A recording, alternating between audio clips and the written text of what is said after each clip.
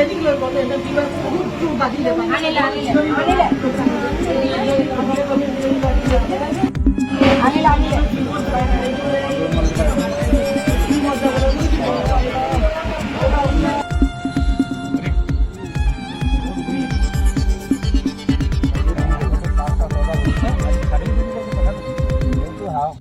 মোহাম্মদ বাবুল হুছেইন, মই ৰদ্দুবাৰ নিবাসী।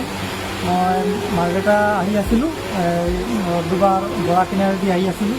কেইজনমান 4-5জনমান ল'ৰাই গা ধুই আছিলে তাতে বৰা কিনাৰতে, য'তে MD ডিপাৰ্টমেণ্টৰ বান লগাইছে তাতে। বৰফাকিয়ালৰ অলপ তলতে বুলি ক'ব লাগিব, বৰফাকিয়ালে পৰে, বৰফাকিয়াল গাঁও। তো তাতে গা ধুই আছিলে। তো এজন দিদি আছিলে, লগৰীয়াকেইটা ধৰিলে, ওচৰত আছিলে। আৰু এজন দূৰতে গৈছে, মইতো ভাবিছোঁ যে তেওঁ গা ধুই আছে, সাঁতুৰি আছে। লগৰজনে ক'লে তেখেত সাঁতুৰিব নাজানে। তেতিয়া মই তাক বচাবলৈ লোৰ মাৰি গৈছোঁ। স্পটত যাওঁতে তেওঁ পানীত তলত ডুবি গ'ল। টোটেল মইতো গন্তি কৰা নাই, 4-5জনমান আছিলে। ডুবিলে মোৰ স্পটত মই দেখা মতে এজনে দেখি পালোঁ। ব্যৱস্থা ৰদ্দুবাৰ ৰাইজে ওলাইছে আৰু আমাৰ ইয়াতে আলুবাৰী নিবাসী ৰাইজেও গৈছে, বিচাৰি কৰি আছে, দেখি আছোঁ। এতিয়া মই নিজে স্বয়ং লগত জড়িত হৈ আছোঁ। প্ৰশাসনৰ লগতো ৰাইজে যোগাযোগ কৰিছে।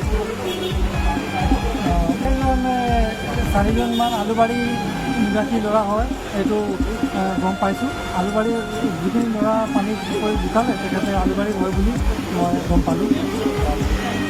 আৰু মানে ইয়াত আমি 5টা ল'ৰা আহিছিলে গা ধুবলৈ, বাইক 3খন লৈ। অহাৰ পিছত ইয়াত গা ধুলে, গা ধুই 3টাই গা ধুইছে আৰু 2টা ওপৰতে আছিলে। আৰু 3টাই গা ধুইছে, সেইকেইটা কিন্তু সাঁতুৰিব নাজানে।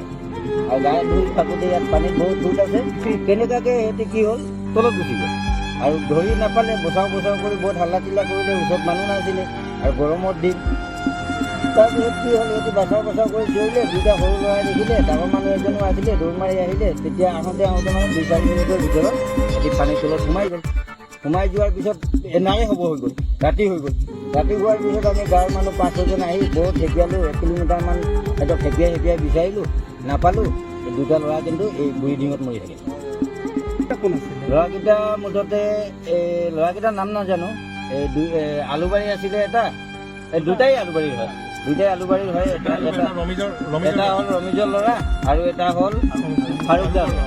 কিমান বয়স হ'ব ল'ৰা? অনুমান এটাতো মোৰ আন্দাজত এটা 14 বছৰ হ'ব, এটা 15-16 বছৰ এনেকুৱা হ'ব।